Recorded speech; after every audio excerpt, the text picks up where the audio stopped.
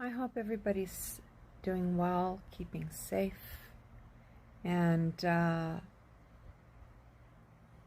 this morning at 10:30, I spoke with my colorectal surgical team, the head of the colorectal surgical team, my Dr. Malou. And he has been trying over the last 4 to 6 weeks now to correct some issues, some complications that have been happening with me from my ileostomy that I had in October. And so, unfortunately, the complications are not correcting and they're not going away. Therefore, he's going to be scheduling a second surgery for me. And he's going to talk to the team, and he's going to talk to Liz, who is the scheduling person for the surgeries. And because of COVID, surgery cannot be scheduled right now. But as soon as it can, I'm sure I will be receiving a call from Liz letting me know where and when. This is all in hopes to rectify what's been happening, and I have the utmost faith and trust in my colorectal surgical team, because they are the most awesome team going. When we were on the video conference, I saw that he was at the Civic campus. That's where they're out of, and that's where they do surgeries. And that's where I had my first surgery. I said to him, "You are at the Civic campus. You be careful, all of you, because you are my front line. You are my surgical team. You're my doctors. All of my treating front line, they're all at the Civic." And I said, you need to stay strong and you need to stay safe, not only for your families, but for people like me who need you. So please, please stay safe and stay well, and know that we appreciate every single thing that you're doing. Please pass that down to the team. And I've already told my neurologist. So he said, "Thank you so much. I really appreciate that, and I will tell the team." They do phenomenal work every single day, and they don't stop. And I saw that work when I went to get my needles done on Friday. The Civic campus was like Fort Knox. When I arrived, I was asked 3 questions: doctor, nurse, patient. And I said patient. They asked where I was going. I said 2nd floor neurology. They said appointment. I said yes. They lifted the barrier. I went in and parked. I was told to go around to the rear of the hospital, where I was let in, and there was lines of front line workers with PPE on, and I was asked to take my gloves off, and which scares me because I have COPD, and I will always have my gloves and mask on. So I was given a whole bunch of hand sanitizer, and I just literally slathered myself in it. And I said, "I'm sorry I do this because it makes me nervous when I'm told to take my gloves off because I have COPD." And they said, "We get you, and you are doing an awesome job right now washing your hands. We're watching you, and you're doing an awesome job. Keep doing it." And I said, "So are you. Thank you for everything that you guys are doing." I just found out yesterday that there is an outbreak at the Civic of COVID-19 in the emergency department. I wish everybody there well and health and a speedy recovery. and that it doesn't spread further, they could stop it in its tracks. Because my guys are all there. From my Dr. Rostam, who's the head of gastroenterology, to my Dr. Sitwell, who is my neurologist, to my colorectal surgical team, Dr. Malou, Dr. Reish, Dr. Williams, Dr. Musselman. They're all there. Liz, they're all there at the Civic Campus.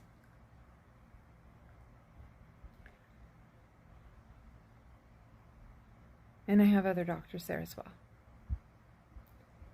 So what Dr. Malou is going to do is talk to the team. Liz will call me when it is safe to do so for surgery. I predict it won't be as long, obviously, as the last, waiting for my last surgery, because it's kind of in a dangerous area right now, where bacteria is building, and I'm having to clear the bacteria. Like I said, I have exceptional faith in my team. They are so good. They're so good. They know what they're doing, and I have such faith that the skilled surgeons are put in place for me. I believe.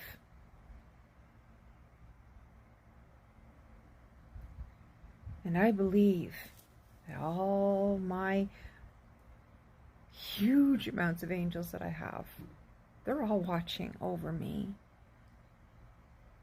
They will continue to watch over me. I believe that. Those are my beliefs. Doesn't have to be anybody else's, but I believe that I am watched over by my abundant amounts of angels up there to make sure that I'll be okay. And that my surgeons are given that word of knowledge. Make sure that everything will be fine. So when I get the date, I will let people know.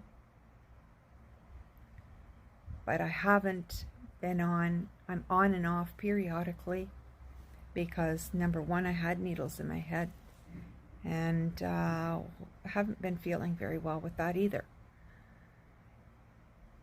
It's rough. I thank the people who have contacted me, even though I haven't really been able to talk too much, but just to check in, even if it's just me giving the thumbs up or going, ugh. Thank you.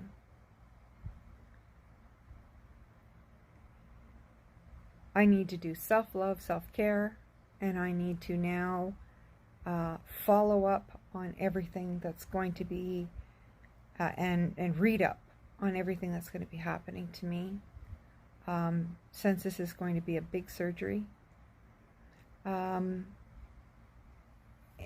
find out what's entailed. And go from there.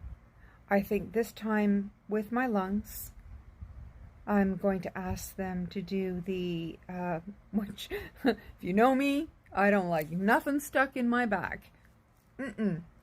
No thank you. But this, I'm going to say, please do the anesthesia through my back.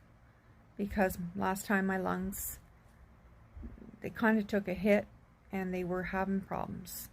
So I'm going to be on the table longer, go through my back, and do anesthesiology that way. Put me to sleep that way. And there we go. It'll be a lot easier on these babies because I've been really, really trying to protect them. With COVID, it's been difficult. I've been through, coughing with these guys now for weeks, I coughed for weeks. Excuse me, I had a fever. I don't know if I had COVID or not, but I'll probably go and get tested just to make sure that everything's just tickety-boo. It could have been a mild exacerbation that I had, which is very, very possible. And there you go. So I've been very, very, very cautious on these guys. And they're big. These guys are big. Lungs, lungs, lungs.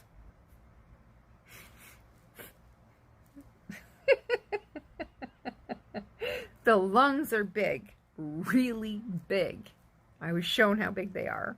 It's amazing. That's what's big. So I'm going to keep moving from there. Keep moving up, keep moving forward, and doing what I need to do for myself. So, peace, love, and keep moving forward. Please stay well. Continue to stay well. And if you have COVID, please just kick it. Kick it hard. Love. And something I forgot to say as well that I'm going to do this way. If you'd like to follow me, please do, because I am a roller coaster ride of cornucopia of events that happens with me. Do I sound like this normally? No. So when you're on with me, you're on a ride, and anything can happen. Honestly, anything can happen, and it normally does. So I normally try to stay as positive as I can. And right now I'm drinking decaf Earl Grey, well done, out of an angel cup that was given to me from last time I was in the hospital for surgery. And I love my angel cup. So I'm drinking decaf Earl Grey, and it's really good.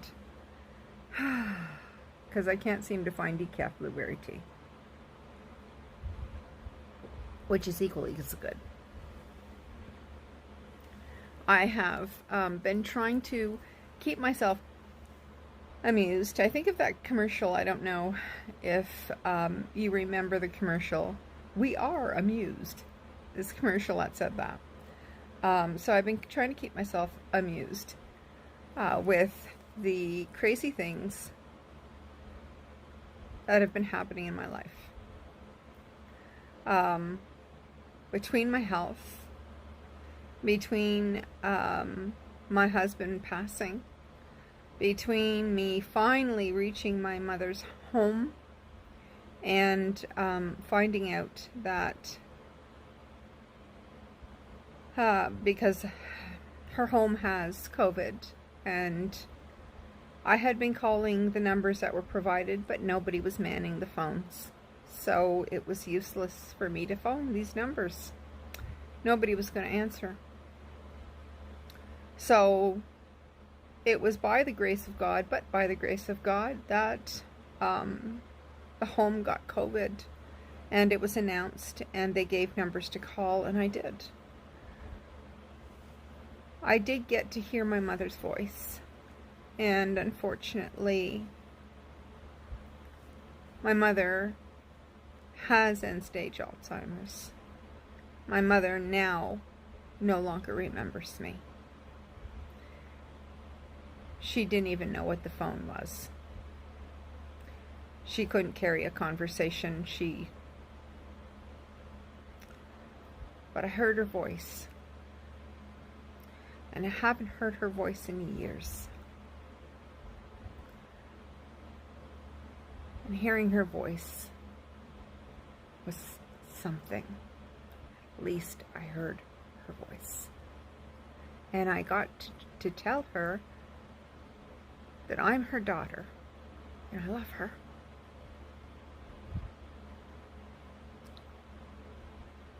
So, I can talk about a number of things. I can talk about Alzheimer's, dementia. I can talk about cancer. and all these crazy things that are happening in my body, that ileostomy, incurable diseases, chronic pain, COPD, 5 rare migraines with trigeminal neuralgia. I have enough to keep me busy in my body, on top of breaking my tailbone, my top of my foot, and my toe. I'm clumsy. I need to be bubble wrapped. So, I try to be as funny as I can. Sometimes it gets a little bit too much. But I always love to hear from people who follow me. I love to hear how you're doing. I love to hear how you're making it through, and what's going on in your life. So, please feel free to let me know how you're doing. I answer people that ask me questions, and I will let them know. I sing because it helps my lungs. I do Misty, which is body grooving, because it helps my lungs. And anything that'll help my body, 2 thumbs up. 2 thumbs up. It's only beneficial for me and for you watching me, because you can participate with me. So, on that note, if you want to follow along with me, if you want to follow along my journey, because it's really like a roller coaster ride, hold on. Come along for the ride.